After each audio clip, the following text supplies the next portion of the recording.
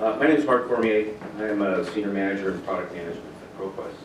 I've been there for a couple of years. Prior to that, I was at Gale for about 25 years in a number of capacities. And the conversation we're going to have today is around a topic that I heard continually throughout my career across the two publishers in trying to understand and drive usage of resources, library resources, not only through students, but also in faculty, to make sure that we can find students at the point of need, but also understand where are the disconnects between the library and faculty. We're going to talk about some of the dynamics between libraries and faculty today.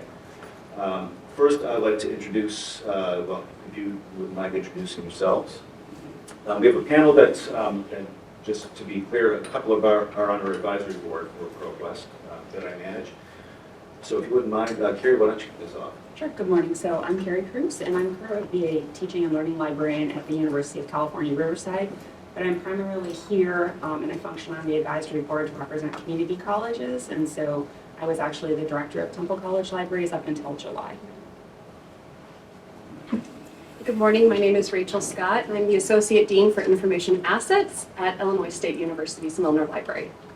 How is this mic? Can you hear us? Good, okay. Do I need to keep moving it? Okay, yes. My name is Jessie Ransom. I am the Teaching and Learning Product Specialist for Ex Libris. I work with Leganto, which is our course materials solution, but I am not here today to represent Leganto, or at least I'm going to try very, very hard not to talk about it. But as part of that role, I work very closely with libraries and many, many libraries, talking to them about what they're doing to support course materials, the challenges that they're having, the successes that they're having. So I'm here today kind of representing that conversation, the things that I hear from libraries. Very good, thank you. Mine, again, Mark Cormier. I'm in product management at ProQuest, mostly focusing on ProQuest Central, which is a large aggregation of journal content, magazines, etc. Prior to that, working in the archival world in text and data mining. So driving faculty usage of library resources is near and dear to my heart, not only as a professional, but also as a student. And one of the things that really struck me as a student in taking classes continually was finding instances where faculty, the lecturer was teaching a course on a particular topic, and I knew as a vendor representative, but as a student, how much was actually in the library. And the last time this actually happened was, I won't name the university, but I'm in suburban Detroit, so you can kind of guess where I'm at. It was on the Salem witch trials, and the professor brought in a course pack that was about this thick, and it was reprinted testimony from a secondary source of all the testimonies during the witch trials. What they didn't realize was that they had all of the testimony as well as all of the sermons spoken in the Boston area 2 years prior to, during, and 2 years after the Salem witch trials. So what this professor missed out on was the rich context of what had been invested in by the library. It was incredibly frustrating as a professional to know that. None of the other students knew that, but what I also understood was how much was missing from that lecture. We see that happen pretty frequently. And so above and beyond that, there are some observations that we have in speaking with faculty, not only through the universities that our panelists represent, but also in my work with faculty as well in libraries. One of the things is sometimes syllabi can become stagnant. And this is no fault of the faculty member. As a subject matter expert, they're using the best that they've got, that they know they've got. But they can also become quite stagnant if it becomes rote teaching. It's constant, it's continual, it's rehashing the same information. The example I just gave was a good example where you would miss out on critical context, critical content to really give the student a full view of the subject material and potentially better research outcomes. But there's also a disconnect between what a library resource is and what is found. And we found this through surveys, not only through Ithaca and other places, also our own surveys, where faculty find things, but they don't realize that it's a library resource. And it might not be a branded library resource, but it's through the library that it's offered, which can also be incredibly frustrating. Resourcing and staffing can also impact the ability to interact with faculty. So whether or not you have subject librarians or liaisons, sometimes certainly that'll drive lower engagement with faculty. But resourcing in general and we know this through COVID, has also had an impact on that engagement, that collaboration, and the ability to make faculty aware of the richness that the library has that's available to them. And similarly, outreach can mean different things to different libraries. And we find that across our advisory board, the methods for reaching out to faculty, vendors reach out to faculty as well. Not with great success, I would say. It doesn't, unless we're working directly with faculty, it'd be very hard to reach them because oftentimes they don't know who the vendors are. They might not know who ProQuest is or the is. So that's also a big barrier to understanding and making a connection between the library resource and the work that they're doing and the sources that they're using. So we're going to go through just a few questions to tee them up for panelists that have direct experience in trying to push awareness, drive awareness, not only of the library resources, students and faculty, but also their services. So I'm going to start off by talking about a question that we often ask ourselves and we ask faculty, which is, do they realize, do they utilize resources as much as we think they can? So I'll kick it off to you. There's a snickering already. The obvious answer is no, of course. Please bear with me. I'm going to read prepared notes. It's the only way that I can stay on time and task. I'll also note that my responses to the first question are pretty extensive. I have a lot less to say about some of the other questions, so I hope you'll indulge me. The other note is that my responses are based on interviews conducted with faculty at University of Memphis in 2020 and focus groups conducted with faculty at Illinois State University in 2021. The findings from both of those are or will shortly be published in College and Research Library, so I'm kind of skimming the surface today, and I encourage you, if you have any interest, to go look at those publications. Right, so the main themes that I'm going to speak to are agency, affordability, intellectual freedom, diversity of perspective, labor, and format. So I'll need some time. The text selection process of faculty members is integral to answering this question. The 2018 Ithaca SNR U.S. Faculty Survey reported that around 8 in 10 respondents are able to select assigned texts.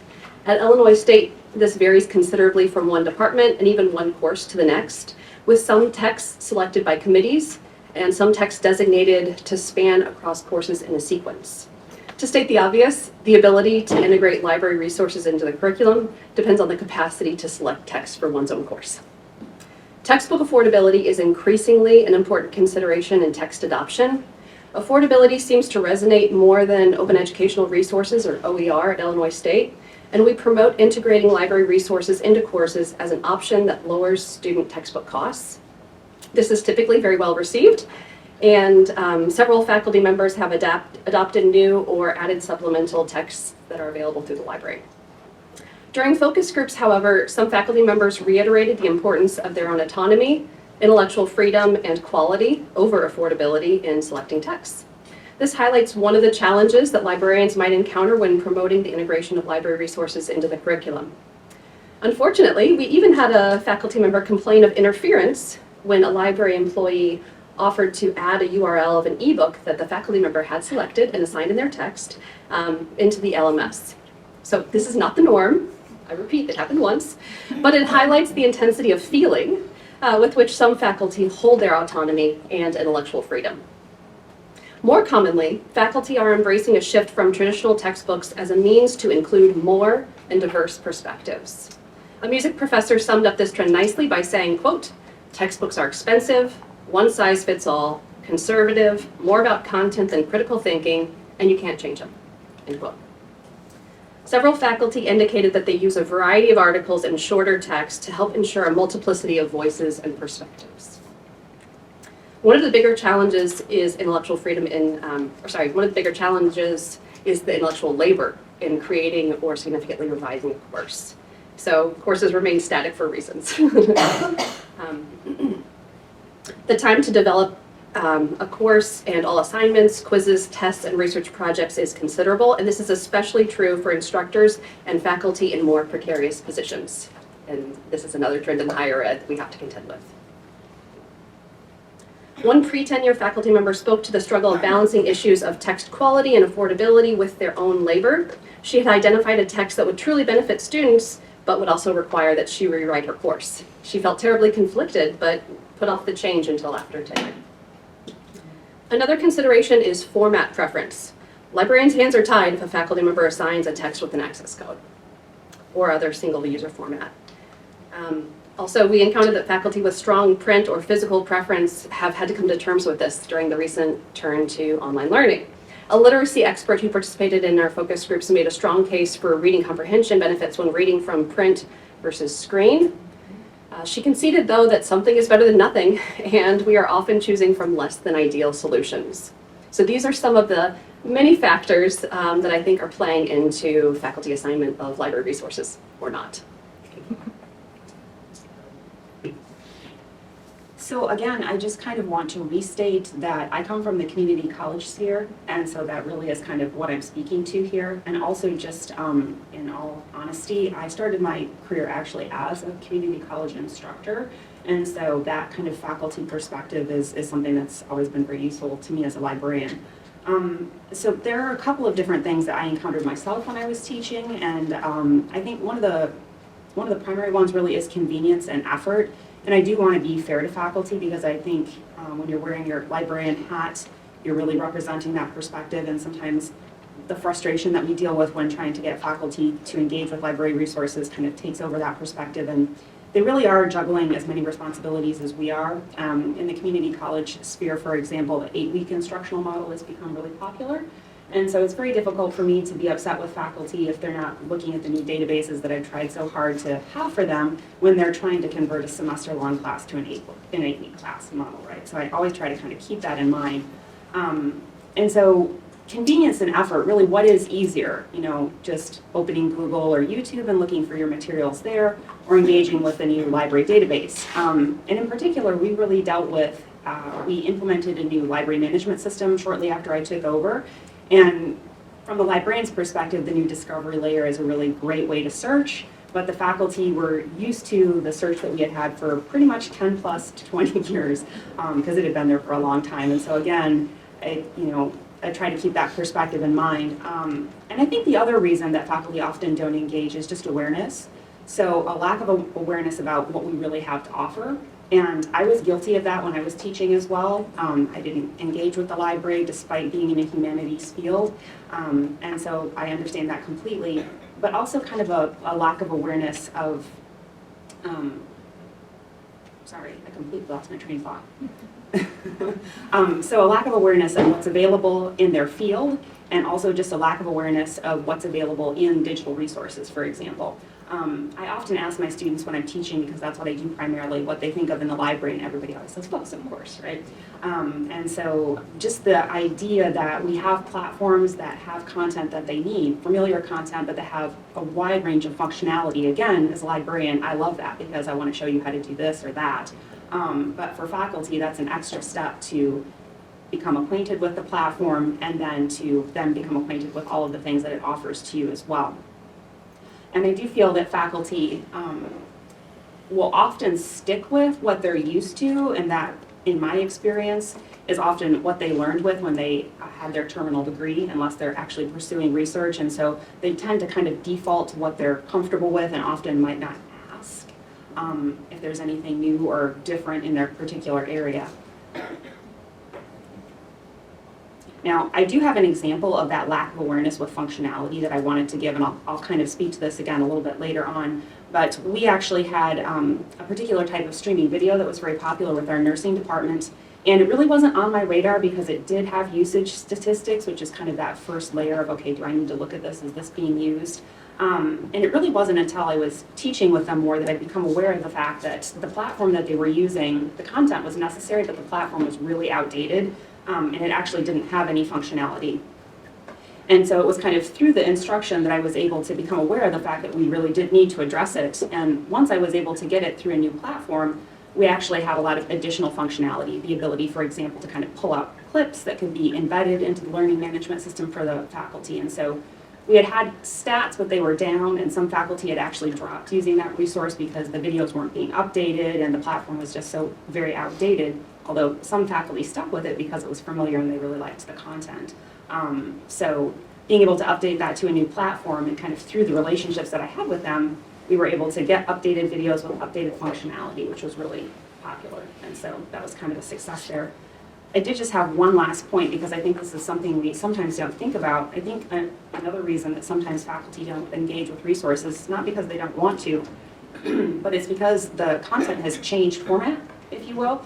And so my library, of course, had a very modest budget being a community college, and we might have something like Davis's Drug Guide, right? And so that's a text-based resource that we would provide for nursing or allied health. And I had vendors from LexiComp, which is a really robust database that provides the same sort of thing that's in that text-based resource. And I would have loved to have been able to subscribe to that, and I think that the faculty would have been very interested in engaging with it, but there's no way I could afford it because it was very specific. And so in the past, we provided that content in print, but we can't really afford to provide that content because it's a difference of several $100s to several $1,000s. And so I think in some cases, content is migrating, and it does have that functionality that I'd love them to be able to have, but we can't always implement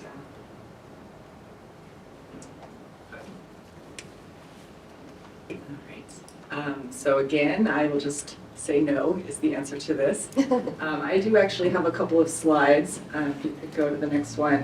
One of the surveys that Mark mentioned in the beginning was one that Ex Libris sponsored. We surveyed faculty and students in the US, and we asked them a number of questions about course materials. How do you find course materials? How do you access course materials? What trouble students have accessing these resources? I'm only going to show you one chart from this survey, but the rest of it is pretty interesting. There's a URL on the next slide, but I think if you Google this title, Managing, Accessing, and Using Course Materials, you'll find the rest of the report. But the one that I want to share, if you could go to the next slide, oh, is it not here?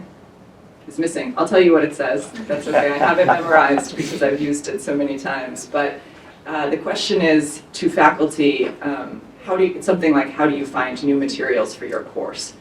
And the answers are Google, or web search, I think is what it says. General web search is number one, and there's like 98% or something very high like that, which isn't surprising to me. I'm a librarian, and this is how I also start my research usually, because I'm on my phone and I'm looking something up, and this is always where I go.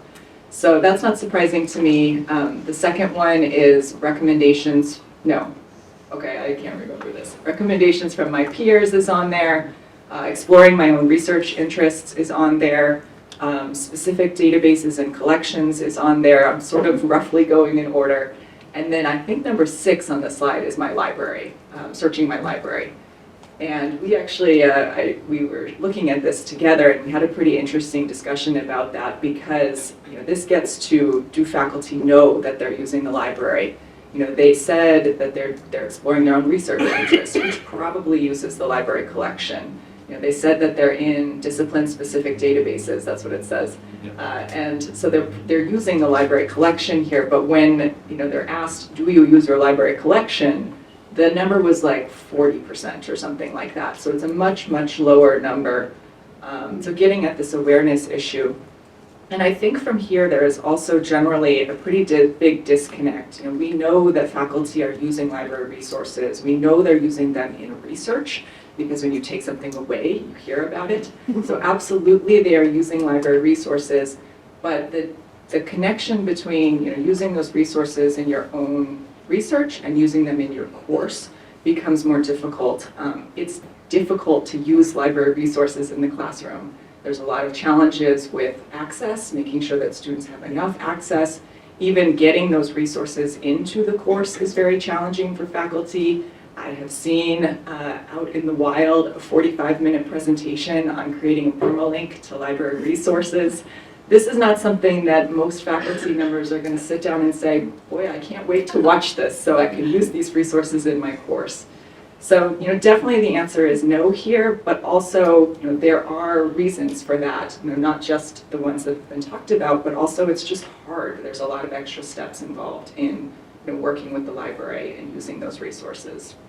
Yeah, and the fact that they don't necessarily realize they're using a library resource doesn't engender further use or exploration of more library resources to begin with. So, apologize for the slide. Just nope, that's all right. So, next question: how much is your library collection used in the curriculum? But more importantly, how do you know? Absolutely. So I think probably in the community college field, and in particular in some of the mid to smaller size institutions, it's actually used quite often, but the primary role that library resources play is really student research support. I didn't find very often that this was something that faculty would be using, although actually I did have a few. So this is there for student course readings, projects, and papers. And how can you tell? I mean, the obvious answer to that is really usage statistics, and I think that's kind of our most common metric, but you can't differentiate who's using what when you're looking at that data as much as I love it. And so at my institution, I really kind of came up with a little bit more of a diversified approach. And so the things that I was generally looking at, for example, might be reference interactions, right? And so who's looking for what, or who's asking for what in chat, what are they asking for when they're coming up to the desk? And in conjunction with that, another thing that I really considered was instruction. And so that's going to be kind of a theme throughout everything that I talk about here today, because I started out as a teacher and that's how I will continue. And I think that sometimes when we're thinking about usage, we're not thinking about library instruction. But for me, kind of as a layered, that was really one of my primary metrics that I'm looking at. So who's requesting instruction, which departments are requesting instruction, and what is it that they're wanting us to look at with the students. And then in addition to that, the other metric that I would take into consideration is what I might call systems. And so more anecdotally, when it's broken, who's asking, right? Because quite often you might not even realize that a faculty member is using a database until they can't get into it in class and they're calling you on the phone. And so reference instruction and kind of systems interactions would really give me an indication of, okay, who do I need to be talking to? Because if they're not coming for instruction, I'm never seeing any of their students in chat and they're never complaining because something isn't working, then that's maybe a department that I really need to kind of build from the ground up and work on relationships. Or if I have maybe, 2 out of 3, that might be an area where I'm going to go to that particular department and kind of build from the relationships that I already have. So in addition to that, I think probably the other way that we do actually see library resources being used is in class instruction, although in the community college area, that's a lot more rare, and that has a lot to do with what we've talked about already. But what I did find interesting is that when library resources are being used in instruction, they're not text-based resources, and so our primary usage was our streaming video or maybe ArtStore for some of our art or art history classes. And I measure that the same way that I measured the other types of usage, but those visual resources were really what we were seeing being used primarily in instruction. And I have a slide for this one. Okay. Thank you. You hope you have a slide. Yeah. So unfortunately, unless we received a request to purchase or license something for a class, whether through course reserves, acquisitions, our subject librarians, or we received one of those frantic calls from a music professor trying to teach Oxford music online, and we hit our ceiling there. We don't know. There's a clear evidence that something's being used outside of those cases. So at Illinois State, we offer physical and electronic course reserves, and materials are purchased for both every semester. In the case of e-reserves, our access services folks place a URL to the resource in the LMS. Of course, we get usage data, as Carrie noted, but again, that doesn't provide definitive evidence that content is assigned in a course. Extracting this information from the LMS about how and when library resources are integrated can be challenging, and the results are unfulfilling in my experience. I've requested reports from the Sakai database managers at Illinois State and found that almost all linked library resources are coming from our e-reserves program. So faculty are not DIYing. It is far more common for faculty to upload PDFs than to provide persistent links to library resources. Again, they don't want to watch those 45-minute how-to videos. So in my recent experience as a PhD student, I can confirm that faculty shared PDFs via email, Dropbox, and the LMS. And I don't think I ever received direct links to access them through the library. In interviews conducted with faculty at University of Memphis, we learned that the convenience of PDFs was simply too hard to resist. Most indicated that they share PDFs to make it easier for students to access the content. One sociologist noted, quote, "It's hard enough to be a student. I think if you want them to read something, you should just give it to them. If they're doing research projects, they might need to use library databases, but for coursework, the professor should make articles available, end quote. So although faculty are sympathetic to the fact that librarians need usage data to inform our acquisitions-related decisions, and they're aware that linking rather than uploading the PDF may reflect better compliance from an accessibility and copyright standpoint, their primary concern is student access. Which brings me to this image. Yay, it's here. From Inside Higher Ed. And it highlights the tension, I think, between balancing convenience with social justice considerations. Namely, the desire to cite scholars from underrepresented groups and for those authors to get credit for the impact of those reads and downloads. Many librarians have been making the case for linking to content instead of uploading it for ages, but perhaps now that it's being discussed more broadly and among faculty, it will be embraced. So the point I want to conclude with is that unless the institution takes a top-down approach to ensuring that all licensed content is linked, this depends on relationships. So at Illinois State, I can piece together data from various sources, but it paints a less than comprehensive picture. Librarians need to hear from faculty what resources are essential to their teaching, and in order to hear from them, we have to foster relationships, whether through instruction, subject librarians, whatever, committee assignments in a shared governance system. At Illinois State University, our textbook affordability initiatives have been quite useful to this end. They've opened up lines of communication and demonstrated that the library is very willing to partner with faculty to provide assigned resources. I'm sure that many of you are also in the same boat as what we've heard. I see lots of nodding here, so yes. And this is what I also hear generally. I think I've spoken to, I can think of maybe 2 schools that have a good understanding of how the library resources are used in courses, and it's because they have a very strict course development process.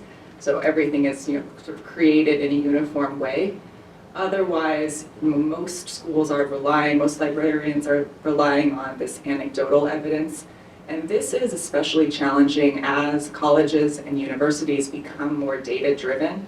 University administration, library stakeholders, they're expecting data from the library. And when all you can do is go in and say, but we know they're using our resources because this one student asked for it, that doesn't really help your case. It doesn't help with budgeting decisions, being able to justify the expenses of the resources that you're subscribing to.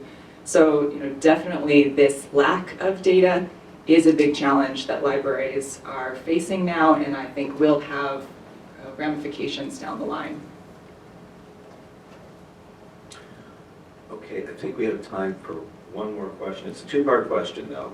How can faculty become more aware and utilize relevant library resources? And are there examples, use cases? Absolutely. How have you addressed the issue here? I think the answer probably, and maybe I shouldn't assume, but for me, the emphatic answer to this really is outreach. And I don't think that's a surprise to anyone. And I did kind of just want to harken back to the first slide that we were looking at with outreach meaning different things to different institutions, because of course, that's absolutely the case. And I did want to talk just a little bit about kind of informal outreach and formal outreach, so kind of 2 parts there. And it's probably not any surprise given what I've said here. I think one of the most important things is not necessarily the formal outreach, although I'll come to that in just a moment, but informal outreach and relationship building was one of the most important things for me at my previous institution. And an outreach example that I think is really kind of an untapped resource, especially in larger institutions, really is library instruction. I think one of the primary roadblocks towards working with faculty is just access. As I mentioned earlier, they're tremendously busy as we are. And so having that kind of one-on-one time with them can be quite difficult, even just being able to speak to them. But teaching librarians have that access generally. It's kind of built in. That's part of what we actually do. And because we work directly with faculty and teaching, we have an understanding of syllabi and assignments, and so we have a little bit more of a kind of natural understanding of curriculum and faculty needs. And we also have the opportunity really to introduce faculty to new resources in the classroom. I always, when I'm teaching, think that I'm teaching, of course, and I'm there for the students primarily, but it is also an opportunity to kind of bring in things to show faculty because they're there as well. And so I think instruction as an informal form of outreach is really useful and something that I think that we could take advantage of more, because quite often you'll have departments kind of broken out and collection development might not be talking to instruction. So I think that's really important. But I did want to give an example of kind of formal outreach that we implemented that was very useful, and it really is kind of a success story. So I'm just going to weave the success portion of it into it so I don't take up too much time. At my previous institution, it was very traditional when I took over there, and so we still had an allocation model, which I'm not sure how prevalent that is at other institutions, but essentially we allocated a certain amount of library budget to each department each semester, and I got the impression that that was effective about 20 or more years ago, but it really wasn't effective at that point. We really had an all-time low of faculty or departments participating in collection development at all. And so I basically flipped that model and introduced a new type of outreach. And I do just want to kind of address the fact that we were a very small institution. There were only 4 full-time librarians, including myself as director. And we really didn't have the benefit of subject specialty or anything like that. But what I essentially did was divide the subjects up between the 4 of us, and the direction was to use what we had available to us as librarians professionally to create curated lists of resources for faculty. And those were basically set up as spreadsheets that allowed faculty to pick kind of their first, second, or third choices. And that was sent out to them on a yearly basis. And I really found that to be very effective because it removed that barrier of faculty having the ability to be aware of resources and having the time to actually hunt them down. But because it was a curated list, it also allowed them the ability to choose resources based on their professional expertise. And it was particularly useful. And in addition to that, if you want to advance, oh, you did. Thank you so much, Mark. So it was kind of a 2-part outreach. So earlier on in the fiscal year, they would receive the curated list of resources. And then throughout the year, probably after January, we would send out our regular faculty outreach email. And so this email included an infographic like we have on the screen just for kind of visual interest, because we all get a million emails that are text-based and they're not interesting to look at. And they were tailored to every single department, and so the infographic would have been different depending on which department it was going to. And then the email also included a full list of what we had purchased in their particular area, and that was usually the resources that they had requested from the curated list. And so I really found that this built a lot of goodwill, because it really demonstrated to the faculty that we were willing to change up and not just continue to do things the way they had always been done. And it also really showed the faculty that we were responsive to their needs. How am I doing on time, Mark? Yeah, you're good. Oh, good, okay. So as far as kind of success stories with that, the reason I chose this as an example is because it was a success story. We had, like I said, a really all-time low of faculty even just interested in interacting with the library. It was really viewed as kind of a static repository, which is the opposite of the active partner that we really want the library to be viewed as. And so this was a success story because our faculty participation just really kind of shot through the roof. And so it was really very rewarding. Another example is the streaming video. I kind of gave the example of MedCom, and again, the usage statistics for both MedCom and some of our other streaming video platforms, they were there. I could tell that they were using them. But through instruction and the relationships that I built there, I was able to realize that those resources, although they were being used, they really weren't meeting needs. And so that doesn't show up in the data, that only shows up in the relationships. And so I was able to get the MedCom on a new platform that had new functionality, and again, the usage went up with that.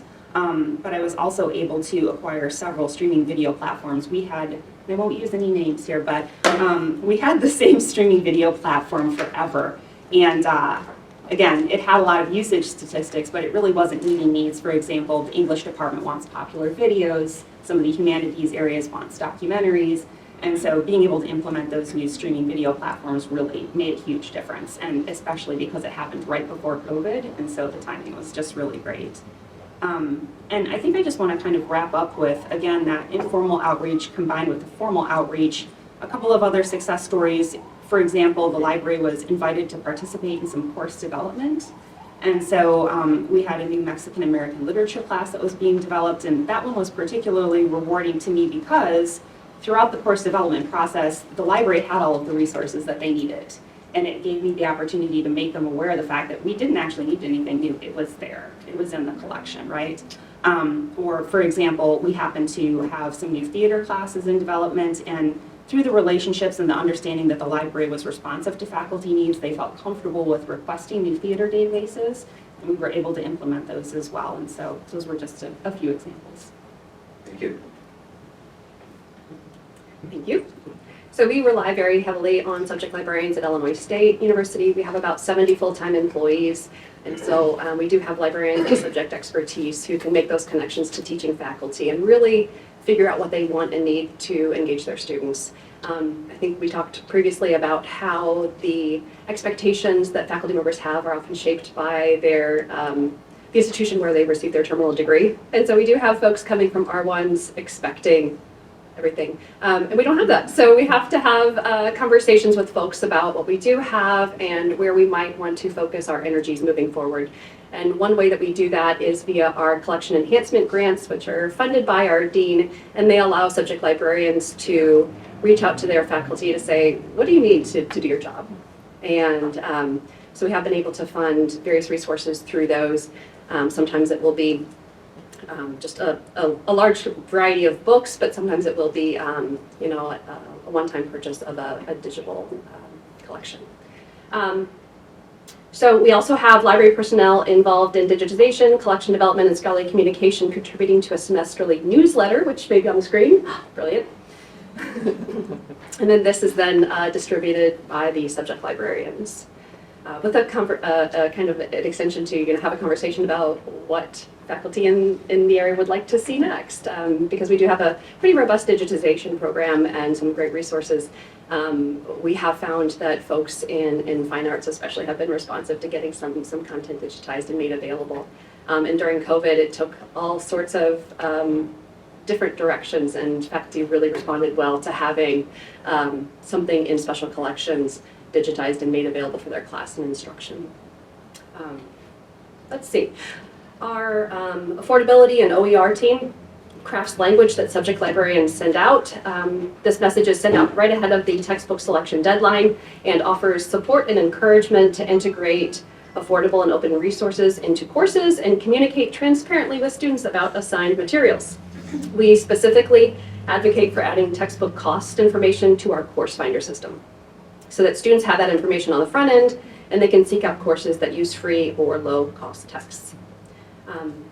So the note also highlights that subject librarians can explore the availability of required texts with the instructor. And we've also recently received some funding from the Provost's office. It's actually state funding from the Illinois Board of Higher Education that was pursued by our ABP for Student Success. And that has enabled us to buy a good amount of assigned text as ebooks with unlimited user licenses. And of course, relationships and advocacy, always ongoing. I will be very quick. So I guess maybe just adding on to that, relationships and advocacy, I would say think about, you know, that in a very, very broad way. It's not just relationships with faculty. It's, you know, using student committees to help get this message across, working with instructional designers to make sure that they're talking about library resources when they're working with faculty, you know, working with academic affairs. The learning affordability is a message that really resonates there. You know, this should be a message that is spread across the entire institution. You're already paying for these resources. You might as well be using them. So when you're thinking about advocacy, don't limit yourself just to the people or the types of people that you've worked with in the past. Think more broadly about who might care about this and what angle is the right angle for that group. Thank you very much. We've left about 36 seconds. You're welcome. I'll give the very short version. What is the vendor side of all of this? 1, disco sucks. 2, disco still sucks. It creates barriers. So the sense of what are the ways that we make it as a community, librarians and vendors together, make it difficult for people to find this stuff. Take something. E-books, why can we not see the number of available seats, DRM restrictions? Why does that show up in the discovery record? I think it's because the underlying knowledge base doesn't permit it. Yeah, that was going to be the last question we didn't get to. But I can respond to it. We've known each other for a long time. Yes, we have. Yes, we have. Go ahead. I do have some thoughts because that came up in our focus groups especially.